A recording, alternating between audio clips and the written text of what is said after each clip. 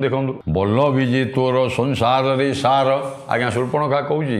रावण को प्रलोभित करुँचे केमी कूटनीति प्रयोग करुँची तेणु शूर्पणखार चरित्र चारित्रिक वैशिष्ट्य को देखा कथा रावणर वैशिष्ट्य चरित्र एवं शूर्पणखार ये दुईटी आग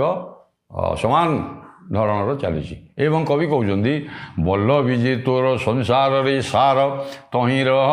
मध्यरे बड़ सुंदरी बोलाई मंदोदरी कहीं अरे बल्लभी जे तोर संसार रे सार तोर बल्लभी जो राणी माने गोटे राणी नुह बल्लभी जे तोर संसार रे सार तोर जो राणी माने अछंदी सार संसार श्रेष्ठ बाछी बाछिक घरे आणिक रखीचु तू पत्नी रूप एवं तहिर मध्यरे से जिते राणी अछंदी तांको मध्यरे होची मंदोदरी होची श्रेष्ठा एबे बड़ सुंदरी बोलाई मंदोदरी कहीं विचारे अरे बड़